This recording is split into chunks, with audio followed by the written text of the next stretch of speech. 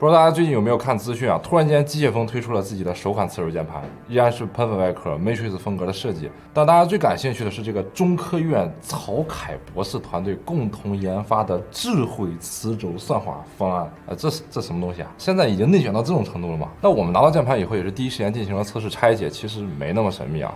那究竟它是怎么个表现？我们今天就一起来看一看。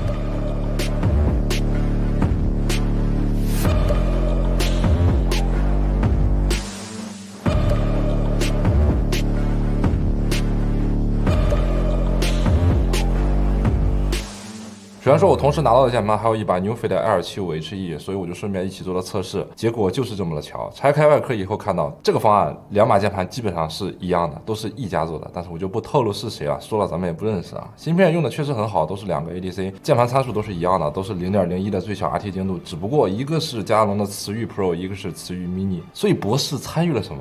我不清楚啊，但是方案的确做的是不错。首先是逻辑分析仪的回报率测试，机械风 Hacker 75M 的实测是能跑到真 8K 赫兹回报率的，这个意料之中。延迟测试部分大概能跑到 2.3毫秒左右，这2部分的测试成绩还是很理想的啊。驱动部分呢，目前是没有做网页驱动，这个并不理想。目前来看，网页驱动是趋势，而且它的确很方便，用习惯了以后，突然你让我下个驱动，有点难受啊。不过机械风的驱动还是挺好用的，也很直观，总体来说没什么太大问题。接下来我们顺势进行精度测试环节。首先 Hacker 75M 的顶部死区部分，我这边没有测到一个很具体的数，大概就是 0.1 到 0.2 左右。然后是触发精度测试部分，依旧是123毫米处的实际触发值，设置为10实际触发值大概在 1.1 毫米左右，设置为20实际触发值大概在 2.03 毫米左右，设置为30实际触发值大概在 3.01 毫米左右。那接下来是 RT 精度部分的测试，设置到最小值 0.01 毫米，1毫米处的台起实测是 0.12 毫米左右断开，2毫米处台起实测是 0.01 毫米左右断开，3毫米处台起实测是 0.13 毫米左右断开，触底台起实测 0.01 毫米左右断开呢，基本上还是比较理想的。不过在个别键位上复测过程当中，这个数值是会有一些波动，最多会有到 0.02 左右毫米这个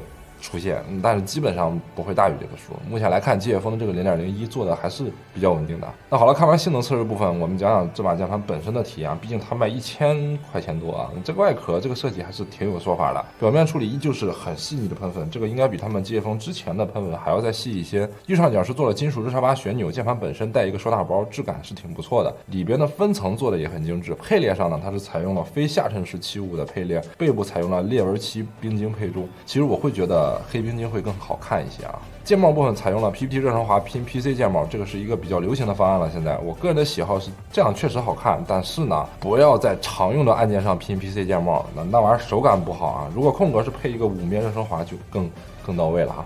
轴体部分采用的是加龙的慈玉 Pro， 这个声音手感上的确不错。那键盘本身采用的是一个 Top 结构，这也是参考了 Matrix 的设计。拧螺丝的地方它垫了硅胶套，起到一个轻微缓震的作用吧。那整体搭配上铝合金定位板以后，效果只能说心理作用哈。填充方面还是比较足的，夹心棉底棉都有，整体来说体验还是很扎实的。Hacker 75M 是一个克制化磁轴的一个整体体验，我认为是这样的。